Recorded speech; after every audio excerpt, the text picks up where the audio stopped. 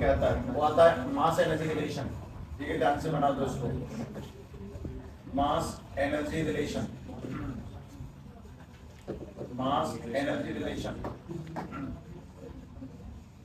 पहली बात ये वो कहानी है जिसकी वजह से आइंस्टाइन इतने फेमस है। इसे बंद कर दे जा रहा है पंखे को।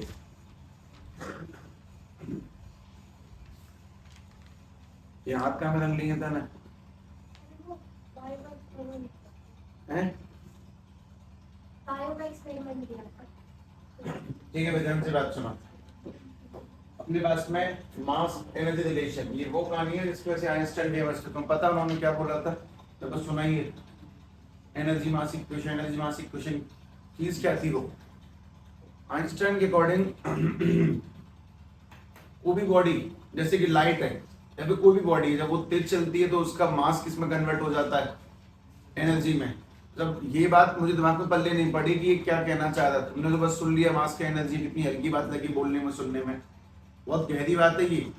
गहरी बात है कुछ इस तरह से है कि अपने पास में कोई भी बॉडी, जैसे कि मेरा वजन है मान लो 90 kg, जब मैं चलूंगा तो मेरी ये पूरी की पूरी जो मास वाली वॉल्यूम, मतलब मेरा जो पूरा पूरा मास है वो टोटली कन्वर्ट हो जाएगा जूल में। और जूल में कन्वर्ट होने का मतलब बहुत बड़ा मतलब है। एनर्जी में कन्वर्ट होना कोई छोटी मोटी बात नहीं है। एनर्जी में कन्वर्ट होने का बहुत बड़ा मतलब ये है कि मास नाम का पार्टिकल किसी एक जगह पे एक टाइम में अवेलेबल हो सकता है, लेकिन एनर्जी किसी भी जगह पे डिस्ट्रीब्यूट हो सकती है, फैल सकती है। क्या तुम ऐसा कर सकते हो कि तुम्हारी बॉडी के अलग अलग पार्ट अलग जगह फैल जाएं और जब मन करे तब जुड़ जाएं? सोचने में कितना ऑकवर्ड लगता है। एनर्जी तो वो है जो किसी भी जगह पे डिस्ट्रीब्यूट हो सकती है, उसको वापस से गेन कर सकते हैं, लेकिन मास को तुम अगर एक बार के डिस्ट्रीब्यूट करो, उसे गेन करना कितना मुश्किल काम है। उन्होंने सिंपल बात ये लगाई थी कि जो केजी है वो जूल में कन्वर्ट हो सकता है। केजी यानी कि मास जूल में कन्वर्ट हो सकता है एनर्जी में, यानी कि आत्मा में। किसी बॉडी में जिसमें मास पाया जाता है, जिसमें वजन है, उसको तेज चलाने पर तुम उसको एनर्जी की फॉर्म में कन्वर्ट कर सकते हो। तो उसी को अपन लोग एनर्जी मास इक्वेशन कहते हैं। उन्होंने क्या क्या बातें बताई वो ध्यान से समझना। हम लोगों को न्यूक्लियस नाम के चैप्टर में इसकी क्या नीड पड़ गई, आखिर यहाँ पर क्यों है, तो वो ध्यान से सुनने लायक बात है। सबसे पहली बात तो मैं तुम्हें कुछ छोटे मोटे स्टेटमेंट समझा देता हूं। अगर मैं ऑब्वियसली न्यूक्लियस को लेकर एग्जांपल नहीं बनाऊंगा, क्योंकि ये दिखाने में तो बहुत छोटी सी बात लिखी 3-4 लाइनों कहानी है, पर इतना है नहीं और डिटेल में एनालिसिस है। कोशिश करेंगे पूरा ना पढ़े तो कम से कम इतना तो पढ़ें कि हमें बहुत सारी बातें स्पष्ट रूप से साफ समझ में आ जाए।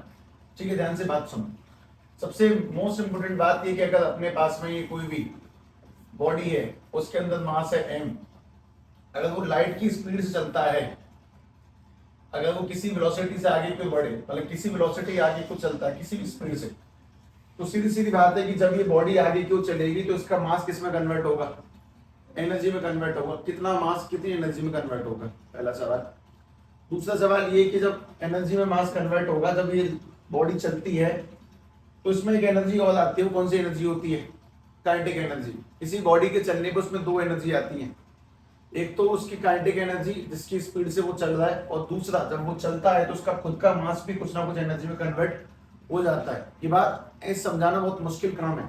मैं तुम्हें इस कहानी को किसी और फॉर्म में समझाने की कोशिश करता हूँ, उस तरीके से देखना। जैसे अपने पास में मान लो कोई आइटम है, और अगर मैं यहाँ से बाहर निकल गया ना तो मैं सारे खेल खिला दूंगा अच्छे खासे। मतलब बस पॉइंट नंबर 9 है जो कुछ है, 9 की बात कुछ खतरनाक नहीं है सिवाय एक फिजन और फ्यूजन में एनर्जी के बढ़ने के रीजन, बस।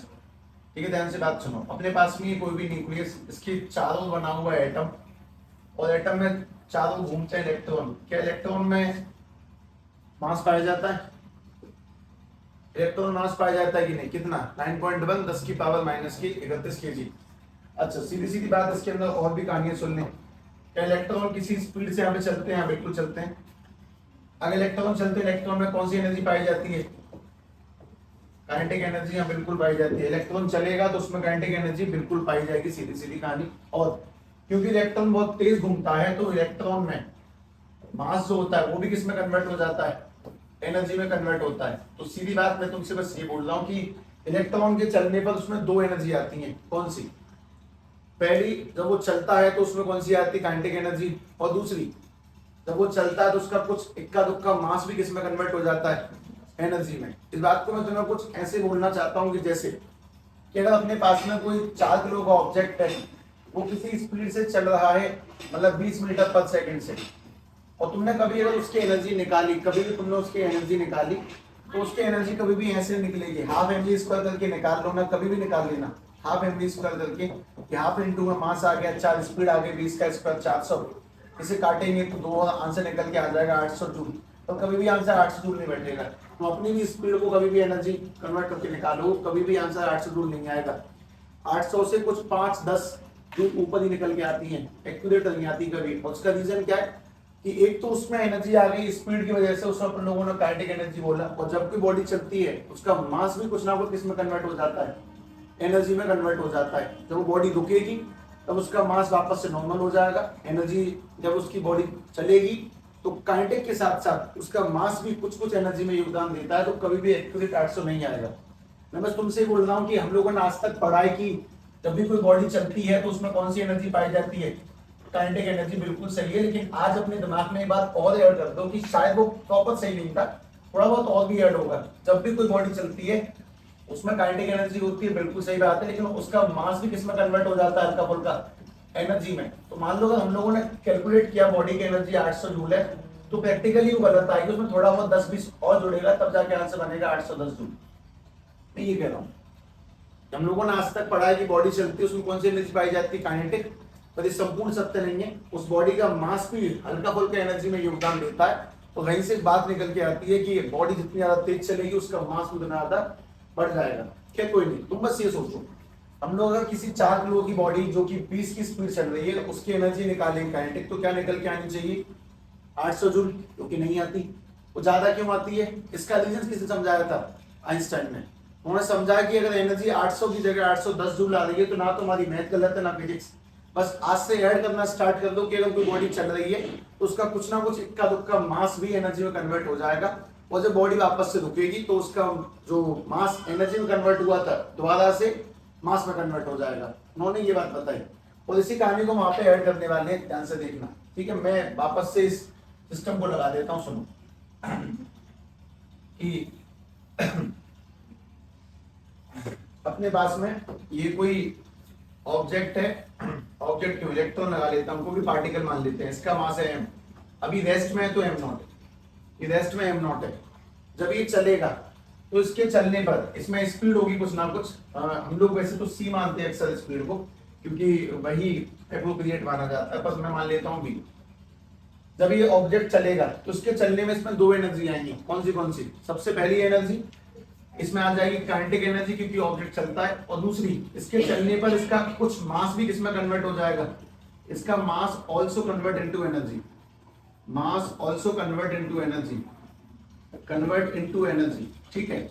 अब मैं तुमसे बहुत सीधी बात ये बोलता हूं कि अगर तुम्हें इस ऑब्जेक्ट की टोटल एनर्जी निकालनी है तो इस ऑब्जेक्ट की टोटल एनर्जी कैसे निकालोगे बताओ। अगर तुम इस ऑब्जेक्ट की कुल एनर्जी निकालना चाहते हो तो वो किस किस को जोड़कर निकल के आएगी, काइनेटिक और प्लस में वो एनर्जी जो उसकी मास में कन्वर्ट हो गई है। तो मैं इसकी अगर कुल एनर्जी निकालना चाहता हूं तो एक तो काइनेटिक एनर्जी और प्लस में वो एनर्जी उसकी मास में कन्वर्ट हो गई है, इसे बस सॉल्व करेंगे। काइनेटिक एनर्जी का फॉर्मूला हाफ mv स्क्वायर, और एनर्जी मास में जो कन्वर्ट होती है उस एनर्जी को निकालने के लिए आइंस्टाइन ने बताया था m0 c स्क्वायर। m0 उसका कौन सा मास है, वो रेस्ट में कितने मास पर थी। तो किसी बॉडी में जब चाल आती है तो उसमें 2 एनर्जी आती है, पहली जिसका हम लोगों को बहुत समय से पहले से अंदाजा है काइनेटिक, और ये भी उसमें एनर्जी में कन्वर्ट हो जाएगा जो उसका मास था। लेकिन एक मोस्ट इंपोर्टेंट बात कि जब बॉडी चल रही थी तब उसका मास अगर 10 मतलब रेस्ट में थी तब उसका मास 10 किलो था, तो चलते टाइम पे जो बॉडी का मास है वो बढ़ चुका होगा, ऐसा फिजिक्स में महसूस होता है, ये बात सत्य है। चलते टाइम पे बॉडी का मास बढ़ता चला जाएगा, इन्फिनिटी तक पहुंच जाता है, तो उस वक्त उसका जो मास है वो हम लोगों ने मान लिया m। तो पहली बात तो ये समझे किसी भी बॉडी में जो एनर्जी पाई जाएगी वो ऐसे करके निकलती है, मतलब काइनेटिक प्लस में मास जो कन्वर्ट हुआ एनर्जी के अंदर। और अगर इसी एनर्जी को मैं दोबारा से खोल दूं कि चलते टाइम पे बॉडी का मास m बन गया था, और अगर मैं यहाँ पर भी एनर्जी निकालना चाहूं तो बन जाएगा mc स्क्वायर इक्वल टू में हाफ mv स्क्वायर इसी प्लस में m0 c स्क्वायर। यहाँ से अगर हम लोग काइनेटिक एनर्जी का फॉर्मूला निकालेंगे तो इधर भेजने पर बन जाता है mc स्क्वायर माइनस के m0 c square equal to half mv square. और मैं तुम्हें इसमें बहुत स्पष्ट एक बात बोलूंगा अभी इसके बाद में, mc स्क्वायर इनमें से कुछ कॉमन आ जाएगा, दैट इज c स्क्वायर, तो ब्रैकेट बचेगा m माइनस के m0 और इक्वल टू में हाफ एम वी स्क्वायर को हाफ एम वी स्क्वायर चाहो तो लिख दो, नहीं तो काइनेटिक एनर्जी तो कम से कम लिख दो। इसमें एक बहुत इंपॉर्टेंट बात जो आइंस्टाइन ने समझाई थी वो ये, किसी बॉडी के चलने पर काइनेटिक यानी कि चलने पर उसका जो बाद वाला मास होता है वो पहले वाले मास से ज्यादा होता है। बाद वाला मास अगर पहले वाला मास है मान लो 10 किलो, तो बाद वाला कुछ ना कुछ होगा, 10 किलो 100 ग्राम तो पक्का होगा, 11 किलो होगा। लेकिन उन्होंने इस बात को ड्राइव करके यहां से दिखाया था, किसी बॉडी के चलने पर उसका बाद वाला मास उसके पहले वाले मास से ज्यादा होता है। वो इस बात को समझा रहे थे कि अगर कोई बॉडी चलेगी तो पहली बात तो उसमें काइनेटिक के साथ साथ मास एनर्जी भी आएगी निकल के। और जब उन्होंने आगे ड्राइव किया तो उन्होंने इस बात को समझाया कि इनिशियल जो मास होता है किसी बॉडी का रेस्ट में, इनिशियल मास वो लेस होता है एज कंपेयर टू उसके कौन से मास के, मूविंग मास के। मूविंग जो मास है वो मोर होगा। इस चीज को ध्यान से लिख दें पहले, थोड़ा सा कंसेप्ट खतरनाक है ये। मूविंग मास ज्यादा होगा और इनिशियल जो मास है वो कम होगा। इस चीज को ध्यान से मेंशन करके देखें। और इन सब बातों की शायद कोई नीड नहीं है। पहली बात, आइंस्टाइन की इस कहानी को बिल्कुल तरीके से ध्यान रखो। उन्होंने सबसे मेन बात ये बताई थी कि जब भी कोई बॉडी चलेगी तो काइनेटिक के साथ साथ उसके अंदर कुछ एडिशनल एनर्जी भी आती है जो कि उसके मास से आती है। और दूसरी बात, अगर बॉडी चलती है तो उसका जो इनिशियल मास था और जो बाद वाला मास है वो बाद वाला मास ज्यादा होगा as compare to initial mass. जितनी ज्यादा स्पीड बढ़ेगी बॉडी का मास भी उतना ज्यादा बढ़ेगा। ये बात इस फॉर्मूले से तुम्हारी समझ में आनी चाहिए कि m नॉट कम है और m की वैल्यू ज्यादा है। पहले वाला कम है, बाद वाला ज्यादा है। तो अगर मास अगर फिलहाल 60 किलो है तो अगर तुम किसी स्पीड को पकड़ लोगे 100 की, 70 की, 80 की, तो 60 की जगह पे वो 61 तो पक्का हो जाएगा, मास ज्यादा हो जाता है बस।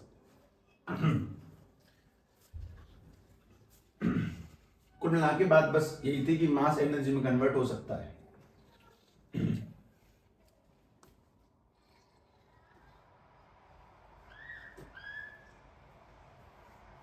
और इसको फेस की भाषा में सुनना ज्यादा अच्छा है ना। मैंने कुछ लोगों को इस कहानी को बहुत वाहियात तरीके से बताते हुए देखा है। ऐसे करके भैया बताओ, जिसमें वजन ज्यादा होगा उसमें एनर्जी ज्यादा होगी ना, जिसका मास ज्यादा होगा। ये क्या लॉजिक है? कॉम्प्लेक्स कहानी है, ऐसी नहीं है कि वो आदमी यूं फेमस हो गया। तुम लोगों ने उनकी थ्योरी का था भी नहीं पढ़ा अभी तक। ये तो बस हल्की हल्की बातें ऊपर ऊपर से सुन समझने की कोशिश करी है। दो बातें समझो बस। पहली बात, मास can be converted into energy when they move. पहली बात तो ये हो गई। दूसरी बात, जब वो मूव करेगी तो पहले वाले मास से ज्यादा होगा बाद वाला मास। बस ये दो बातें हैं।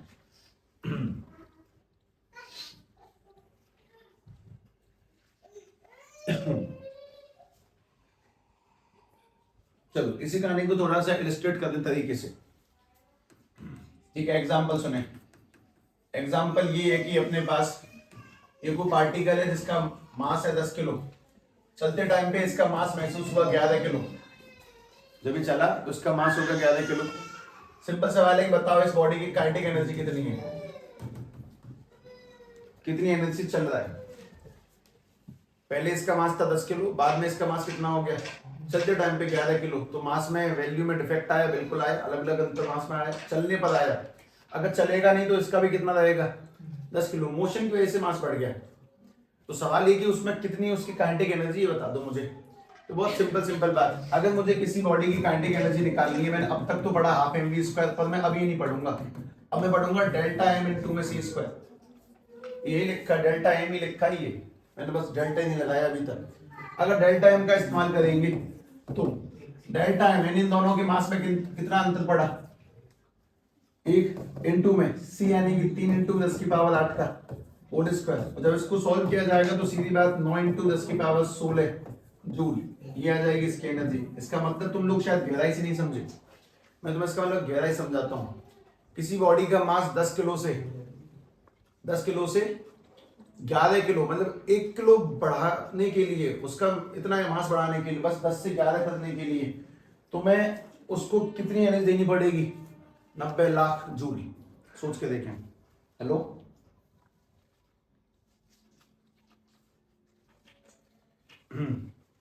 इस बात पे वापस से गौर आजमाओ। मैं तुमसे ये बोल रहा हूं कि किसी बॉडी का मास बस 10 किलो से कितना करने के लिए?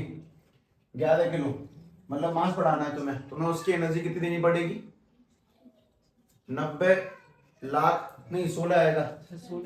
8 की पावर 16, 8 दूनी 16।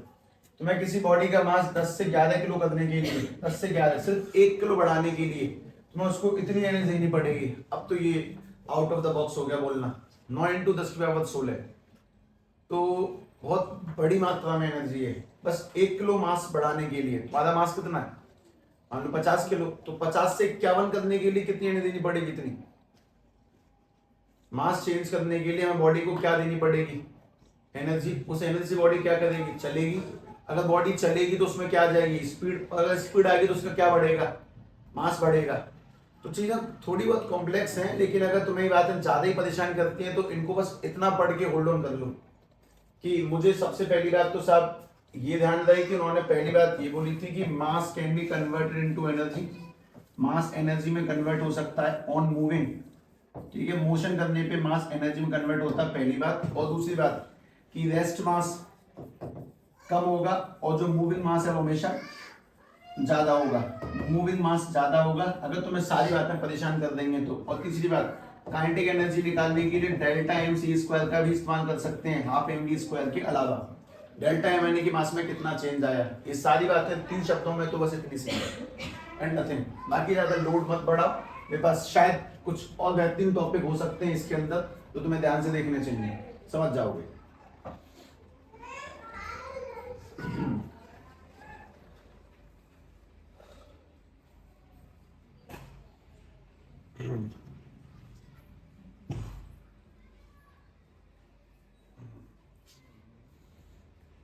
मास एनर्जी में कन्वर्ट, रेस्ट मास से ज्यादा होता है मूविंग मास। और काइनेटिक निकालने के लिए एम वी स्क्वायर से हट के लग जाता है एम सी स्क्वायर, वो भी डेल्टा के साथ में। यहीं से कम की बात निकल के आइए, देखिए।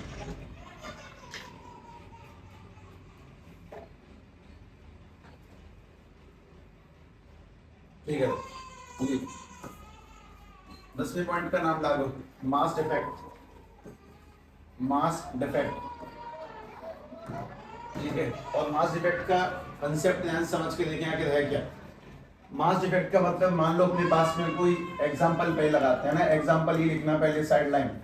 एग्जांपल ये कि अपने पास ऑक्सीजन का नंबर है 8, इसका मतलब ये कि प्रोटॉन इलेक्ट्रॉन न्यूट्रॉन मिला के इसमें 8 प्रोटॉन है, 8 इलेक्ट्रॉन है और 8 ही न्यूट्रॉन है। इसका मास कितना होगा, तुम इसका कितना मास निकाल रहे हो, 16। और वो 16 क्यों निकाल रहे हैं, क्योंकि तुम्हें पता है कि ऑक्सीजन की न्यूक्लियस के अंदर, ऑक्सीजन की न्यूक्लियस के अंदर अगर इसका मास निकालने की बात करी जाएगी तो 8 + 8 यानी इसमें मास है 16 म्यू। तुम बिल्कुल सही कह रहे हो, पर रियलिटी में जब नापा जाता है तो 16 नहीं होता। ये तो हम लोगों ने कैलकुलेटिव मास निकाला, कैलकुलेट किया हम लोगों ने, प्रोटॉन प्लस न्यूट्रॉन, तुमने 16 बता दिया। लेकिन जब इसका रियल मास एक्चुअल में स्पेक्ट्रोमीटर नाम के डिवाइस से नापा जाता है, spectrometer device to measure the mass, spectrometer, इससे जब नापा जाता है तो मास 16 की जगह पे कुछ 15.69 कुछ इतना निकल के आता है, थोड़ा कम आता है। मास थोड़ा सा कम आया, मतलब कि कुछ मतलब कुछ डेसिमलों में कम आता है। क्यों, उसका रीजन सुनो। उसका रीजन ये कि एक बहुत सिंपल सवाल पूछा गया कि सब प्रोटॉन और न्यूट्रॉन आपस में एक दूसरे से अटैच क्यों रहते हैं। अभी हम लोगों ने नंबर बोला था 9 10 की पावर 16 था, वो डेंसिटी कितनी थी न्यूक्लियस की, 10 की पावर 17। ये आसपास ही क्यों बैठ रहे हैं, मैं बताता हूँ। प्रोटॉन न्यूट्रॉन एक दूसरे से आपस में अटैच कैसे रहते हैं, असली में इनका मास कितना होना चाहिए था, 8 + 8 16, पर 16 नहीं आता। उसका रीजन, इनका कुछ मास, इन्हीं का कुछ मास, इनमें से जो कुछ मास होता है वो किस में कन्वर्ट हो जाता है, एनर्जी में, जिससे कि एक दूसरे को ये आपस में जकड़ के रह सके, बाइंड रख सके। असली मास 16 ही, अगर पूरा पूरा 16 बैठ जाएगा चिपक के कैसे बैठेंगे। तो नेचुरली प्रोटॉन न्यूट्रॉन अपने असली मास में से कुछ परसेंटेज में मास, मतलब बहुत नैनो में भी मास अगर रिलीज कर देंगे तो एनर्जी 10 की पावर 13 14 जूल तक पहुंच जाती है। और इतनी एनर्जी से प्रोटॉन न्यूट्रॉन एक दूसरे को कैरी करके रखते हैं। सबसे पहली बात तो ये कि अगर हम कॉपी पेपर पे मास को निकालते हैं तो 16 आना चाहिए, लेकिन रियलिटी में जो मास आता है वो इतना आता है। उसका रीजन क्या है, उसका रीजन ये कि some of the mass, reason ये कि some of the mass of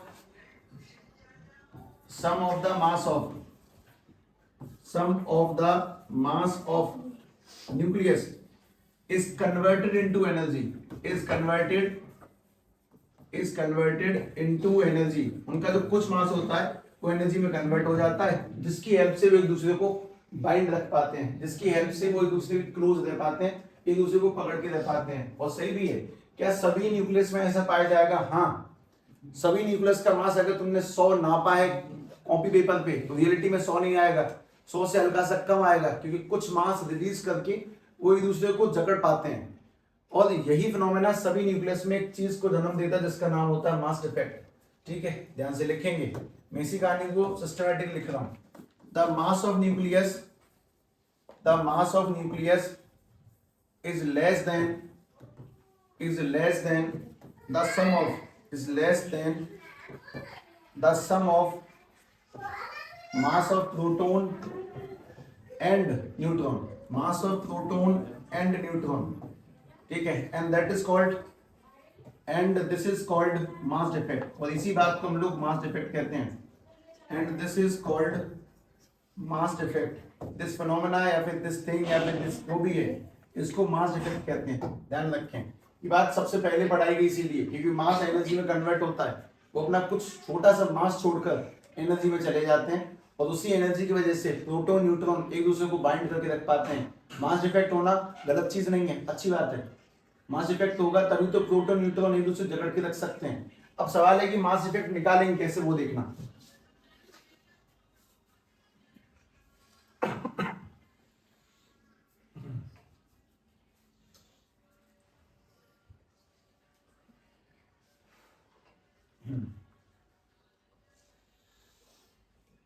mass effect obviously इसने बोला है पर बड़ी नहीं, डेल्टा एम से रिप्रेजेंट करते हैं। तो मुझे बताओ कौन सा मास ज्यादा होगा कौन सा कम, कैलकुलेटिव या रियल? तो डेल्टा कैसे निकलेगा? कैलकुलेटिव माइनस की रियल। मैं निकालता हूं, जैसे यहाँ पर तुम बताना 16 में से 15.6 हो गया तो कितना म्यू बचा। मुझे यहाँ डेल्टा एम की वैल्यू बता दो। यहाँ डेल्टा एम क्या निकल के आएगा? 16 माइनस के 15.6 और जब घटाएंगे डेल्टा एम इसमें से कितना? 0.31 म्यू। इस म्यू को केजी में कैसे कन्वर्ट करेंगे? ऐसे पूछता हूँ, ये म्यू केजी में कैसे जाएगा बताओ? किसका? यानी जब म्यू को केजी में लेके जाएंगे तो बन जाएगा 0.31 इंटू में 1.6 10 की पावर माइनस के 27 केजी। वापस पूछता हूँ, इस डेल्टा एम को एनर्जी में कैसे कन्वर्ट करोगे? अभी लिखा था मैं एनर्जी का फॉर्मूला mc², जस्ट अभी लिखा है। अगर मैं इसको एनर्जी में कन्वर्ट करता हूं तो इसको एनर्जी में कन्वर्ट करने के लिए ध्यान से बात सुने, अगर मैं चाहता हूं इसको एनर्जी में कन्वर्ट करूं डेल्टा एम इनटू में mc², एनर्जी किस में निकलेगी? जूल में कि ईवी में? ये एनर्जी ये जूल में निकलेगी, ईवी तो अलग कहानी है। अगर मैं इसको एनर्जी में कन्वर्ट करता हूं तो 0.31, मैं वापस नीचे लौट के आऊंगा। लेकिन तुमने कल 10 टॉपिक 8 टॉपिक करे, इसका मतलब ये नहीं कि आज तुम 16 कर लोगे। टॉपिक की गहराई बहुत ज्यादा मायने रखती है। 1.6 इंटू 10 की पावर माइनस की 27 केजी में कन्वर्ट किया इंटू में c² यानी कि 9 इंटू 10 की पावर 16 9 इंटू 10 की पावर 16 mc²। ये अपन लोगों ने आंसर किस में निकाला भाई दबे? जूल में। अब मैं तुमसे इसी में एक बात पूछता हूं, अगर मुझे इस आंसर को जूल से ईवी में लेके जाना है, ईवी में, तो जूल से ईवी में कैसे जाते हैं? डिवाइड। जूल से अगर ईवी में जाएंगे तो 1.6 10 की पावर माइनस के 19 का डिवाइड लगेगा। 19 का लगता है ना, इलेक्ट्रॉन पे कितना चार्ज है? 19 ही है ना। तो अगर मुझे इस जूल को ईवी में कन्वर्ट करना है तो ईवी में कन्वर्ट करने के लिए हम ऐसा इस्तेमाल कर सकते हैं, 1.6 10 की पावर माइनस के 19 का डिवाइड करेंगे तो ईवी में कन्वर्ट हो जाएगा। ये मैं क्यों करता हूँ तो समझा दूंगा सारी बातें, लेकिन तुम इस खेल को समझो कि पहले मास डिफेक्ट निकाला, सब कैलकुलेटिव माइनस के लिए मास डिफेक्ट आया क्यों? क्योंकि अगर वो मास डिफेक्ट आएगा तभी प्रोटॉन न्यूट्रॉन को बाइंड करके रख सकता है। और उस मास डिफेक्ट को मैं एनर्जी में कन्वर्ट करके पता लगाना चाहता हूं कि कितनी एनर्जी से प्रोटॉन न्यूट्रॉन एक दूसरे से जकड़े हुए हैं। सब इतना मास कम पड़ा तो इस मास को एनर्जी में डील करना चाहता हूं मैं, और कुछ नहीं। अगर इसको एनर्जी में डील करेंगे तो ध्यान से देखना, इसमें 1.6 से 1.6 काट दे सबसे पहले तो 9 का इंटू अगर इससे कर लिया जाए 9 एकम 9 9 3 27 और यहाँ पे पावरों को डील कर लें, माइनस के 19 को ऊपर जोड़ेंगे तो प्लस के 19, 16 और 19, 16 19 कितना 35 और 35 में 27 गए 10 की पावर 8, ये ईवी में कन्वर्ट हो गया। मैं तुमसे कल एक बात पूछी थी, मेगा इलेक्ट्रॉन वोल्ट किसे कहते हैं? मेगा एम 10 की पावर कितना था वो नंबर? 6। अगर इसको मेगा में कन्वर्ट करेंगे तो 10 की पावर 6 से डिवाइड और लगवा दिया तो बन जाएगा 2.79 इंटू 10 की power 2 MeV, mega electron volt. और मैंने अगर 10 की पावर 2 100 का इससे मल्टीप्लाई कर दिया तो मैं इसको सिंपल लिख सकता हूँ 279 MeV। मैं बता दूं तुम्हें, जब ये काम मैंने जीवन में पहली बार अपनी नजरों से देखा, मुझे कुछ पढ़ने नहीं पड़ा, ही हुआ क्या था, कन्वर्ट क्यों करने लगातार। कन्वर्ट करने का रीजन था शॉर्ट में नंबर प्राप्त करना। कन्वर्ट करने का रीजन है आगे की कल्पना सिखाना। अभी जानबूझ के दिखा दिया तेजी से, क्योंकि तुम्हें अंदाजा नहीं है कि जब मैं न्यूक्लियर फिजन और फ्यूजन में 931 MeV लिखूंगा, 931 मेगा इलेक्ट्रॉन वोल्ट, तब तुम्हें उसका अंदाजा नहीं लगेगा कि मैं क्या कह रहा हूं। अब अंदाजा लगना शुरू हो जाएगा, क्योंकि मैंने जल्दी से जानबूझ के कोई काम बहुत तेजी से निकाला है। अब मैं तुमसे कुछ बातें पूछता हूँ, ध्यान से देखना। ये सब तुमने लिख लिया, वो ठीक ठाक बात है, लेकिन इस कहानी को एक बार दोबारा से रिपीट करते हैं। तो मुझे दोबारा बताओ, मास डिफेक्ट कैसे निकलेगा, डेल्टा कैसे निकलेगा? कैलकुलेटिव मास माइनस के रियल मास। मास डिफेक्ट क्या चीज है? ये वो मास है जो प्रोटॉन न्यूट्रॉन लूज कर देते हैं, किसमें कन्वर्ट करने के लिए? एनर्जी में, जिससे कि वो प्रोटॉन से न्यूट्रॉन को बाइंड रख सके। तो हल्का फुल्का मास भी अगर कम हो जाएगा तो एनर्जी इतनी ज्यादा बन जाती है, उसकी तुम्हें कल्पना भी नहीं है।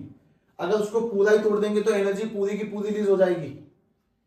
बात समझे ध्यान से। मास इफेक्ट वो फिनोमेना है जिसकी वजह से प्रोटॉन से न्यूट्रॉन अटैच किया जाता है।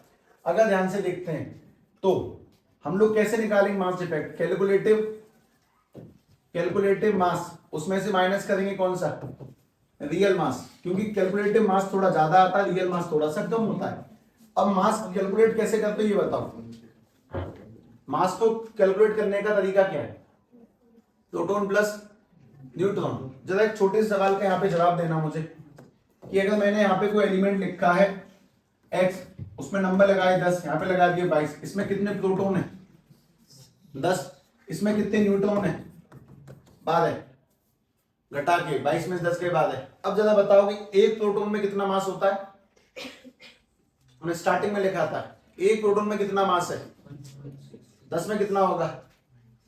10 का मल्टीप्लाई। तो मैंने मल्टीप्लाई करा 10 मल्टीप्लाई MP, यानी मास ऑफ प्रोटॉन। एक न्यूट्रॉन में कितना मास है? मास चार्ज होता है उसमें 0, तो मास तो होता है सेम होता है इसके इतना। तो 12 में कितना होगा? 12 मल्टीप्लाई में MN, ये इसका कौन सा मास निकल के आया? कैलकुलेटिव। 10 प्रोटॉन का और 12 न्यूट्रॉन का, एक कैलकुलेटिव मास ज्यादा आएगा। उसमें से कौन सा मास घटाना है मुझे?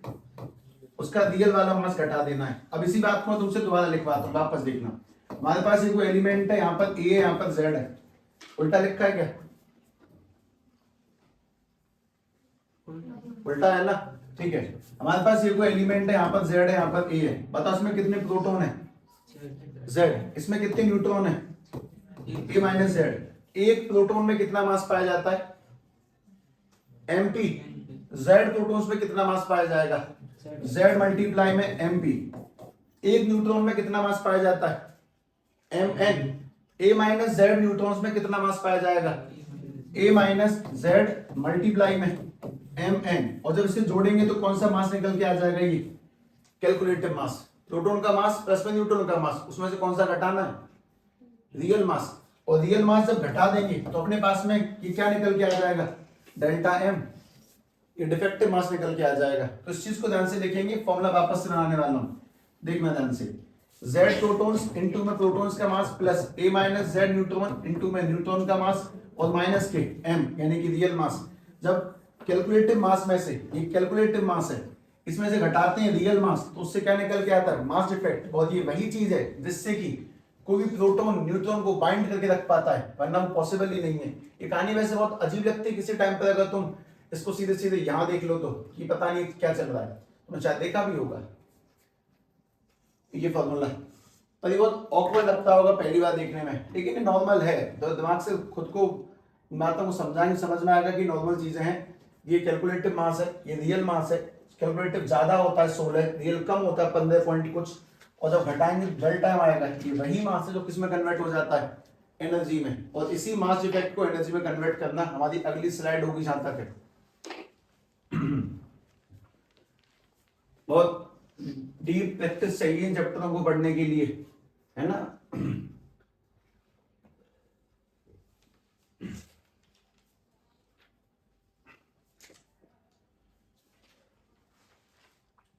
मैं तुम लोगों को एक गोल्डन एडवाइस दे सकता हूँ, किसी को दी नहीं है मैंने अभी तक।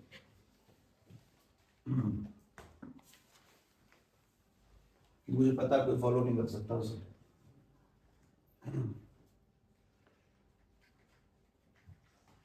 कहाँ से आया है इसमें से? ये लिख लिया पहले। ये कौन सा मास है? कैलकुलेटिव। ये कौन सा है? कैलकुलेटिव ज्यादा होता है, 16 दिखता है, बस 16 होता नहीं है। वो मास कहाँ जाता है? एनर्जी में। उससे प्रोटॉन न्यूट्रॉन एक दूसरे को बाइंड करेंगे। वो मास हम लोगों को जूल में कन्वर्ट करना तो जूल में कर सकते हैं, इलेक्ट्रॉन वोल्ट में कन्वर्ट करना तो ईवी में कर सकते हैं। अभी करके दिखाता हूँ उसको। और जिसमें भी चाहो उसमें कन्वर्ट कर सकते हैं। अच्छा साहब ये तो ठीक है, रियल मास कैसे निकालते हैं? कौन सी मशीन से? स्पेक्ट्रोमीटर। उस मशीन का नाम जिससे रियल मास निकाला जाता है। मतलब ये हम लोग नॉर्मल नहीं निकाल सकते, बिल्कुल नहीं। ये साइंटिफिकली निकाले गए हैं तब जाके ही आगे बढ़ाई कर दे भाई। खैर अगला देखें। देखो इसने कन्वर्ट किया।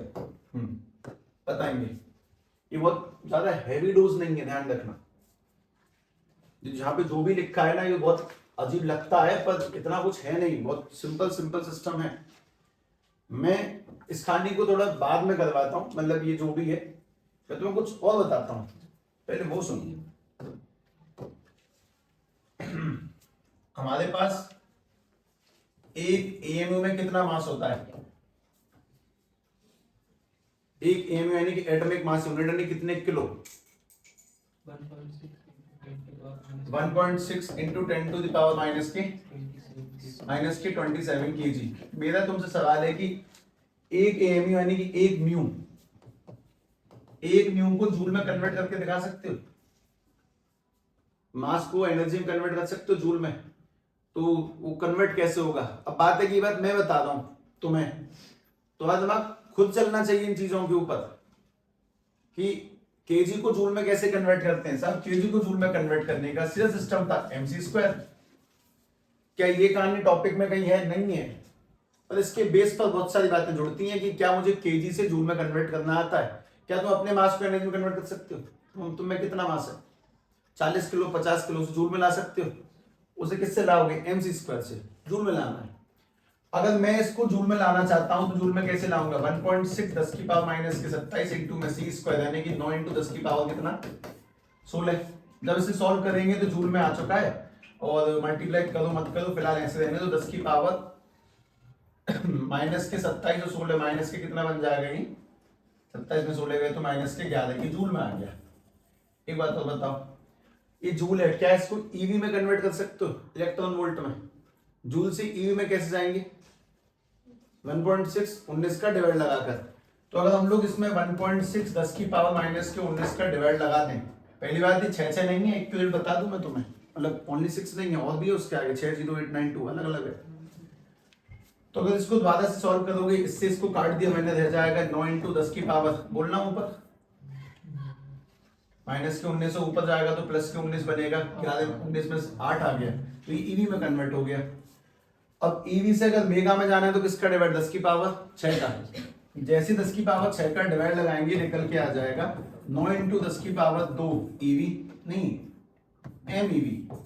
और अगर हम ध्यान से वापस से देखें तो बन जाएगा लगभग 900 एम ईवी। और ये थोड़ा पॉइंट मैंने सीधे ले दिया वरना ये 900 नहीं आता, असली आंसर आता है 931 एम ईवी। अब तुम लोगों को ये पता भी है कि तुमने लिखा क्या? ये 931 एम ईवी का चीज की यूनिट है? जूल की। ये एनर्जी है, किस चीज की एनर्जी है? एक मास, एक यूनिट मास, एक एएमयू में इतनी एनर्जी होती है 931 एमईवी। ये लिखा हुआ है। इस कहानी को जब तक 2-3 बार ट्राई नहीं मारोगे ना तब तक बात पल्ले पड़ती नहीं है। पर खैर गलत किया मैंने, मैं तुमसे दोबारा से उसी टॉपिक पर आ जाता हूं जहां पे तुम डोल देते थे। फिलहाल देखें, इसमें टॉपिक का नाम वैसे नंबर 11 लगेगा। दोबारा बताओ, मास डिफेक्ट क्यों आता है? मास डिफेक्ट से क्या पैदा होता है? एनर्जी। कौन सी एनर्जी? जिस एनर्जी से प्रोटॉन न्यूट्रॉन को बांध के रखता है। तो जिस एनर्जी से प्रोटॉन न्यूट्रॉन को बांध के रखता है उसको बोलते हैं बाइंडिंग एनर्जी। बाइंडिंग एनर्जी कहां से आती है? मास के लूज करने से। कौन मास लूज करता है? प्रोटॉन और न्यूट्रॉन। तो जो मास उन्होंने लूज किया वही मास किस में कन्वर्ट हो जाता है? बाइंडिंग एनर्जी में। तो सबसे पहली बात तो ये समझे कि what is nuclear binding energy. ठीक है, ध्यान से देखना है, nuclear binding energy, nuclear binding energy यानी न्यूक्लियस में प्रोटॉन न्यूट्रॉन को इकट्ठा करके रखने वाली एनर्जी को न्यूक्लियर बाइंडिंग एनर्जी कहते हैं। तो it is the energy which binds the nucleus, which binds the proton and neutron in the nucleus। ये वो एनर्जी है जिससे कि प्रोटॉन और न्यूट्रॉन न्यूक्लियस में बंधे रहते हैं। उस एनर्जी को हम लोग न्यूक्लियर बाइंडिंग एनर्जी कहते हैं। दोबारा बताओ, ये न्यूक्लियर बाइंडिंग एनर्जी काय बात से प्रोड्यूस होती है, प्रोड्यूस कहां से होती है? ये न्यूक्लियर बाइंडिंग एनर्जी, न्यूक्लियस में एनर्जी कहां से आती है? भगवान आशीर्वाद देते हैं ना। न्यूक्लियस में एक दूसरे को जकड़ के रखने वाली एनर्जी कहां से आती है? खुद के मास से। ठीक है, तो ये जो न्यूक्लियर बाइंडिंग एनर्जी है, nuclear binding energy produced by mass defect of nucleus. जो उनके मास में डिफेक्ट आता है वही मास एनर्जी में कन्वर्ट हो जाता है। सीधी सीधी बात ये, यानी कि मैं तुमसे ये कह रहा हूं कि इनका जो डेल्टा एम होता है, जितने मास में अंतर पड़ा, वही डेल्टा एम किसमें कन्वर्ट हो जाता है? एनर्जी में कन्वर्ट हो जाता है, न्यूक्लियर एनर्जी में कन्वर्ट हो जाता है, जिससे कि न्यूक्लियस एक दूसरे से जुड़ा हुआ रहेगा। अब मैं तुमसे पूछता हूं, क्या तुम मुझे उस डेल्टा एम को एनर्जी में कन्वर्ट करके बता सकते हो? हाँ भाई, एनर्जी को अगर हमें मतलब मास को अगर एनर्जी में कन्वर्ट करना है तो एनर्जी का फॉर्मूला क्या था? Delta M C square. उस डेल्टा एम की वैल्यू बताना पीछे देख कर, कितना मास खत्म हुआ था, कितना मास कन्वर्ट हुआ एनर्जी में, वो डेल्टा एम बता दो, एनर्जी का फॉर्मूला बन जाएगा अपना। डेल्टा एम की वैल्यू क्या है?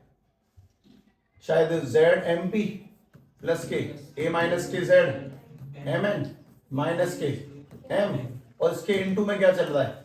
सी स्क्वायर। ये वो एनर्जी है जो किसमें कन्वर्ट हुई थी? न्यूक्लियस को बाइंड करने में। तो कोई बहुत बड़ी चीजें नहीं है, दिमाग से देखने वाली बात है। ये वो एनर्जी है जो न्यूक्लियस को बाइंड करने में चली गई, न्यूक्लियस को एक दूसरे के पास क्लोज करने में चली गई। इसी एनर्जी से न्यूक्लियस एक दूसरे से बंधा हुआ है, प्रोटॉन न्यूट्रॉन एक दूसरे से बंधे हुए हैं, और इसीलिए मास असली मास से कम निकल के आता है। अगर असली के बराबर आ गया तो प्रोटॉन न्यूट्रॉन एक दूसरे के पास एग्जिस्ट कर ही नहीं पाएंगे, वो एक दूसरे मतलब पकड़ ही नहीं पाएंगे। जब पकड़ेंगे नहीं तो एटम एग्जिस्ट नहीं करेगा, हम बचेंगे नहीं। तो जरूरी है मास डिफेक्ट। मास डिफेक्ट का मतलब कोई डिफेक्ट नहीं है, अच्छी बात है कि सब मास थोड़ा सा कम आ रहा है, मतलब वो एनर्जी में चला गया और उसी मास को मैंने एनर्जी में कन्वर्ट किया। अब ये जो भी बातें बताता है वो सारी बातें सुनो, ये सारी बातें स्टार पॉइंट में आती है सारी बातें। असली फॉर्मूला यही है जो ऊपर चल रहा है ना। फॉर्मूलों से खेलना सीखो, ये नहीं कि सब जो लिखवा दिया इससे आगे पीछे लिख दिया तो मतलब मेरा तो गलती हो जाएगा निकाला से। अच्छा, ये बी लगा दो ना बाइंडिंग एनर्जी के लिए, हल्की सी इज्जत दे दी उससे हम लोगों ने। ये जो पूरा का पूरा मास है वो किस में चल रहा है? किलो में कि एएमयू में? एएमयू में। अगर इस मास को एएमयू से किलो में ले जाएं, किलो से जूल में ले जाएं, जूल से ईवी में ले जाएं, तो ये कैसे आएगा? मतलब ये मैं डेल्टा एम लिख दिया, मैं यहीं आ जाता हूं दोबारा से, डेल्टा एम सी स्क्वायर। ठीक है, ध्यान से बात सुनना। अगर मैं इस मास को एएमयू से केजी में ले जाऊं, केजी से जूल में ले जाऊं, जूल से ईवी में ले जाऊं, तो फॉर्मूला किस में कन्वर्ट हो जाएगा? वो कन्वर्ट हो जाएगा EV equals to delta M into में 931 मेगा इलेक्ट्रॉन वोल्ट। ये किसके लिए फॉर्मूला बना है? एक एएमयू के लिए। ये न्यूमेरिकली बहुत बढ़िया समझ में आएगा, फिलहाल ये न्यूमेरिकली ही समझ में आएगा, न्यूमेरिकली फील ही इसकी अलग आएगी, ऐसे नहीं आता। ठीक है, फिर भी मैंने 900 को बार बार कन्वर्ट करने की कोशिश करी है, लेकिन कॉम्प्लेक्स टॉपिक है लिटरली। मॉडर्न फिजिक्स में सबसे खतरनाक टॉपिक यही है, न्यूक्लियर एनर्जी को डील करना। जिस आदमी ने पहली बार डील किया था उसका नाम तो तुम सब जानते होगे, ओपनहाइमर। वही इंसान है जिसने न्यूक्लियर बाइंडिंग एनर्जी वालों को डील किया था। ओपनहाइमर 1939 से 1944-45 के बीच में बनाया गया था जो बॉम्ब, वो यही था, खतरनाक था।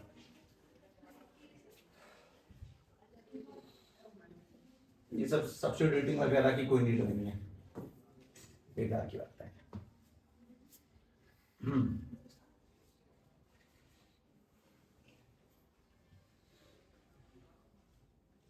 लेकिन अभी भी इसमें डिस्कशन चाहिए, मतलब पर्याप्त चाहिए। अभी तो फिर भी कहानी ऊपर ऊपर जा रही है, मतलब मेरे दिमाग में तो बहुत बढ़िया तरह से बैठी हुई है, तो मुझे पता है कि एक शब्द में क्या बोल रहा हूँ। तुम्हारे दिमाग में उतनी अच्छी नहीं बैठी हुई है तो तुम्हें नहीं पता कि मैं कौन से शब्दों का इस्तेमाल कर रहा हूँ, लेकिन उसको समझने में थोड़ा समय लगेगा। ठीक है, आज तो बस टॉपिक का इलस्ट्रेशन बहुत इंपॉर्टेंट है कि मैं तुम्हें समझा दूं हल्की फुल्की बातें, और तुम उसको ध्यान से खुद से डिस्कस कर लो। ठीक है, देखना इसमें पॉइंट नंबर 12 ऐड करेंगे।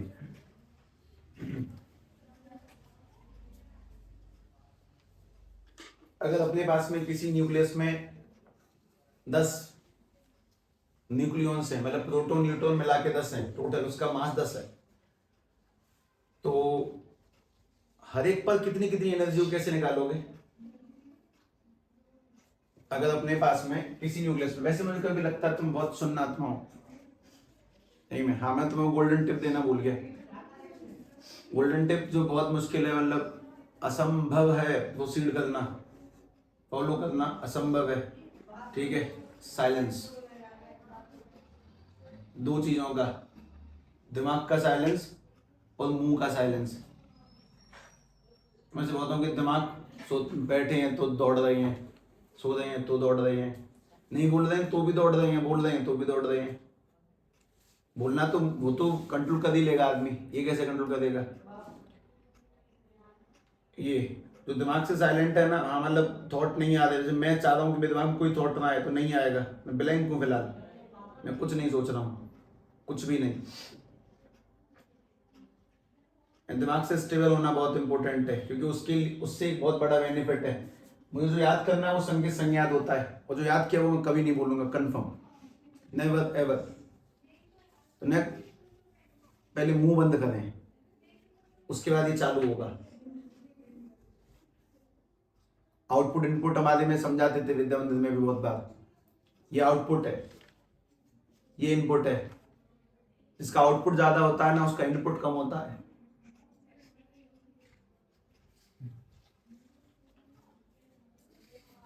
बात सही थी। और जो इनपुट ज्यादा कर सकता है वो आउटपुट बहुत कम करेगा। तो ने साइलेंस क्यों ध्यान दें, बॉडी को साइलेंट करना सीखें मन से। मतलब जैसे मुझे लगता है कभी कभी बालक मतलब ऐसे फिजूल में उद्यम दे रहा है, कोई बात ना चीत ना कुछ, कुछ नहीं है, ऐसी मौज मस्ती आ रही है। जैसे मैं अपने मित्र से एक बात बहुत अच्छी जानता हूँ, वो मैं शायद एक बहुत सेम कैटेगरी के व्यक्ति रहे हैं। अगर हम संग बैठे हुए हैं तो हम किसी साइलेंट रहते हैं, हम बात नहीं कर रहे थे, चुप बैठे, चुप एकदम, बगल में बैठे घंटा आधा घंटा हो गया। क्यों? क्यों? जब कोई लॉजिकल बात नहीं है, मैं क्यों चर्चा करूं कौवे के 3 पांव क्यों नहीं होते हैं? We prefer to be silent, और साइलेंस में अच्छा लग रहा है, नॉट कि यार कुछ बकवासी कर रहे हैं, फलाने हीरो की बतला रहे हैं। क्यों? लॉजिकली प्रैक्टिकली सोचते हैं, मतलब बिल्कुल जब हम बड़े लेवल पे आके सोचते हैं, भैया जब कोई बात काम की नहीं है तो पढ़ ले, बात कर ले, पढ़ाई लिखाई की कुछ काम की बात निकले, बढ़िया समझ में आता मुझे। जब मेरे काम की कोई बात ही नहीं है कि सामने वाला आदमी क्या कर रहा है क्या नहीं कर रहा, कैसे कैसे नहीं है, जो बात मुझे आराम दे ही नहीं रही है, मतलब एक तो था ऊपर का हंसना कि यार खाली बैठे कुछ बोल ही ले, बतला ही ले, वरना सामने वाले समझेगा कि यार ये तो कितना बोला वाला सा आदमी, ये तो चुप बैठा रहता है, बढ़िया ये समझे इंस्टेड ऑफ कि वो पागल समझे। Silence is much better than useless talk. उससे कोई तुम बेवकूफ नहीं मानता। मतलब मैं बहुत बार बाहर बैठा रहता हूँ, मुझे 2-4 टीचर आएंगे, बहुत सी बातें पता चल जाएंगे, एक सिंगल वर्ड यूज नहीं किया मैंने, ठीक है उनकी उनकी मन की हो गई, ठीक है, मैं कभी अपनी समस्या उनसे नहीं बोलूंगा, समस्या ही नहीं है, ऐसी कोई स्थिति ही नहीं है जिससे मुझे नहीं लगता कि यार मैं पार पा सकता हूँ, पालूंगा अपने आप ही। सब पा लेते हैं, कभी सोचना गहराई से, हमने ना फालतू के आडंबर बना रखे हैं, क्या काम व्यर्थ पा जाते हैं। सुने, हमारे पास में ये न्यूक्लियस है, जैसे ये मूर्ख है, किसी दिन मुझसे सारे कटेंगे लाइन से, बहुत दिन हो गए मैंने इनका मांस मसाला मांग रहा है वाकई में, हमारे पास में इस न्यूक्लियस में बहुत से प्रोटॉन्स हैं, ठीक है, 4 प्रोटॉन है इसके अंदर और 4 ही न्यूट्रॉन है, नहीं 5 मान लीजिए। तो इसमें जो टोटल एनर्जी है जूल में सुनो, इन पे टोटल एनर्जी 200 जूल, इन पे कुल एनर्जी है 200 जूल, पूरे न्यूक्लियस की एनर्जी 200 जूल है। जरा ये बताओ कि एक पर कितनी एनर्जी होगी, 10 है टोटल आदमी, कितनी टोटल, इस पे 200 है, यहाँ पे 10 आदमी है, तो 10 पर कितनी एनर्जी होगी, 20 होगी सब पे। तुमने कैसे निकाला, किसका किससे डिवाइड किया, तुमने सीधी बात है टोटल एनर्जी तो रखी ऊपर और नीचे किसका डिवाइड किया, नंबर, कितने नंबर है इसमें टोटल 10, यानी कि ए क्या चीज थी, प्रोटॉन प्लस न्यूट्रॉन, इसमें 10 लोग हैं, तो हमने अगर एक एक न्यूक्लियन की एनर्जी निकालना चाहते हैं एक एक पर कितनी है, तो कैसे निकलेगी, टोटल एनर्जी अपॉन में ए, कुल साहब उसके अंदर 10 लोग थे, 10 का डिवाइड दिया। और इसी टॉपिक को हम लोग बोलते हैं nuclear binding energy per nucleon, binding energy per nucleon, binding energy per nucleon की हर एक पर कितनी एनर्जी है। अभी जो अपन लोगों ने ऊपर निकाली है वो क्या निकाली है, न्यूक्लियन, ऊपर जो एनर्जी निकाली है ये निकाली है कुल एनर्जी, ये नहीं है, ये तो एएमयू में स्पेशल है, ये है टोटल एनर्जी, किसी भी न्यूक्लियस में कितनी एनर्जी पाई जाती है इतनी, ठीक है। अगर मुझे निकालनी है कि एक न्यूक्लियन पर कितनी एनर्जी है, तो एक पर कितनी निकालूंगा भैया, टोटल एनर्जी अपॉन में नीचे कितनी ए, ये बाइंडिंग एनर्जी पर न्यूक्लियन होगा कि एक न्यूक्लियन के हिस्से में कितनी एनर्जी आती है, मतलब उसमें ऊपर हम लोगों ने क्या रखा है, टोटल एनर्जी, ऊपर रखा है हम लोगों ने टोटल एनर्जी, और नीचे क्या रखा है, मास नंबर, मतलब नंबर ऑफ न्यूक्लियंस, उसमें कितने न्यूक्लियंस हैं, ठीक है, यानी हमने इसमें रखा है नंबर ऑफ न्यूक्लियंस, इसमें 10 हैं, 20 हैं, 100 हैं, 1000 हैं, जितने भी हैं उनका डिवाइड लगा दो भाई, टोटल अगर 200 है, 10 आदमी है, तो हर एक आदमी में कितनी कितनी चली जाएगी, 20 20 20 20 20। तो बस ये बात सिंपल है कि टोटल एनर्जी इतनी थी साहब। ये एनर्जी कहां से आई, मास डिफेक्ट से। मास डिफेक्ट क्या चीज है, असली मास जो नपता है वो कैलकुलेटिव मास से कम आता है। क्यों कम आता है, क्योंकि वही मास किसमें कन्वर्ट हुआ, एनर्जी में। वो एनर्जी का फॉर्मूला ये रहा, ये हो गई उसकी टोटल एनर्जी। और एक एक आदमी के हिस्से में कितनी एनर्जी आएगी, उस टोटल एनर्जी को उसके टोटल मास से डिवाइड कर लो। मास यानी कि नंबर ऑफ, ये टोटल मास नहीं है वैसे, ये आदमी है, उसमें 16 न्यूट्रॉन है कि 20 न्यूट्रॉन है कि 50 न्यूट्रॉन प्रोटॉन मिला के कितने हैं उससे डिवाइड करना। तो बहुत सिंपल सीधा सीधा स्पष्ट शब्द है कि बाइंडिंग एनर्जी किसे कहते हैं। बाइंडिंग एनर्जी जिससे प्रोटॉन न्यूट्रॉन बंधे होते हैं वो मास को रिलीज करके आती है, उसको निकालने का फॉर्मूला ये रहा। और अगर एक एक पर तुम्हें एनर्जी चाहिए तो जितने कुल लोग हैं उन लोगों से डिवाइड दे दो।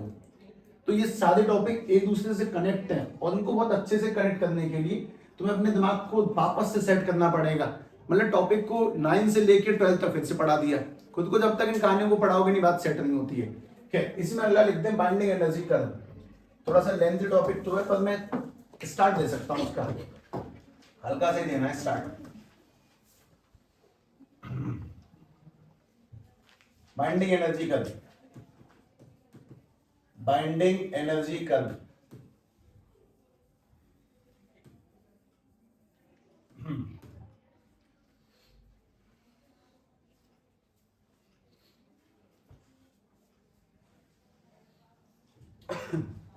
सबको बनाना तो है वैसे, पर ये तुमसे पेपर में पूरी कभी किसी हाल में नहीं पूछेगा। इसका कुछ और लक्ष्य समझाने का, क्योंकि इससे अगला जो टॉपिक होगा ना वो कुछ ये होगा, न्यूक्लियर फिजन और फ्यूजन। ठीक है, बाकी ये कोई टॉपिक नहीं है, 5 से 6 पन्ने हैं, नीचे के सब सिलेबस से कट चुके हैं। Radio activity, alpha beta decay, उन सबका कोई रोल नहीं है, वो सब करने की आवश्यकता नहीं पड़ेगी।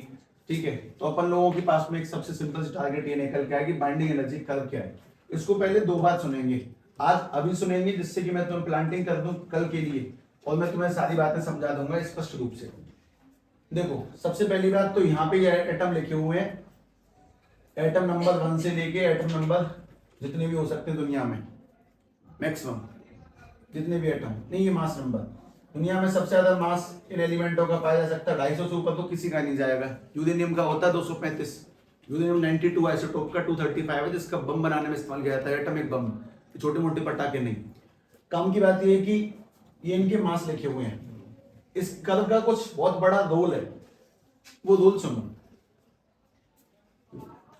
ये एक एक न्यूक्लियस की एनर्जी दी जा रही है कि एक प्रोटॉन पे कितनी एनर्जी पाई जाती है और एक न्यूट्रॉन पे कितनी एनर्जी पाई जाती है। जैसे कि हाइड्रोजन में कितने प्रोटॉन्स पाए जाते हैं? 1। हीलियम में कितने पाए जाते हैं प्रोटॉन? 2, उसका नंबर 2 है ना। ऑक्सीजन में कितने प्रोटॉन्स पाए जाते हैं? 8 प्रोटॉन। कितने न्यूट्रॉन्स पाए जाते हैं?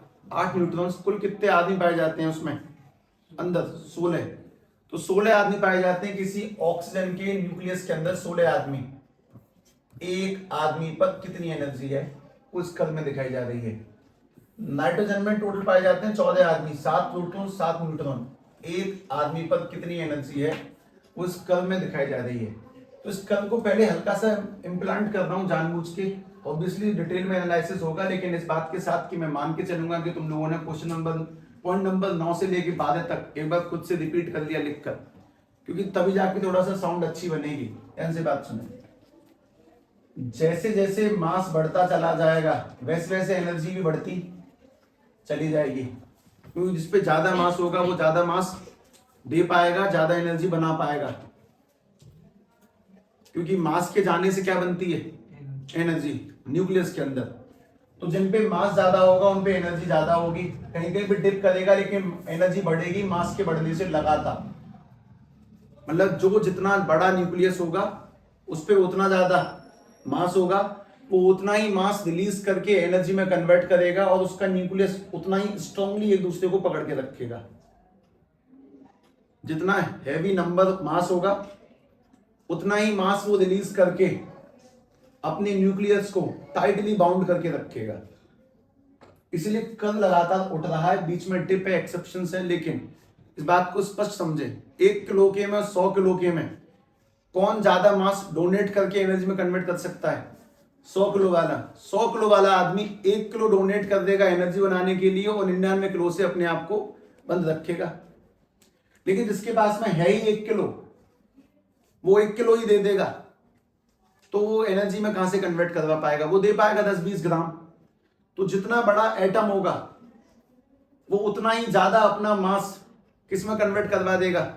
एनर्जी में। और जितनी ज्यादा एनर्जी में कन्वर्ट हो जाएगा उतना ही न्यूक्लियस एक दूसरे को टाइटली पकड़ के रखेगा। तो लगातार मास के बढ़ने से उनकी एनर्जी बढ़ती है, लगातार बढ़ती है।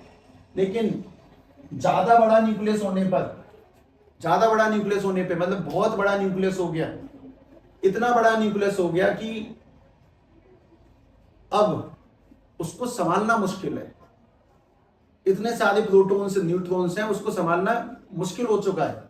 उसको पकड़ के नहीं रख पा रहे हैं, बहुत हैवी है। मतलब यहां से संभालते तो यहां से निकल जाता है कोई आदमी, यहां संभालते यहां से निकल जाता है, तो उसकी एनर्जी एकदम से कम हो जाती है।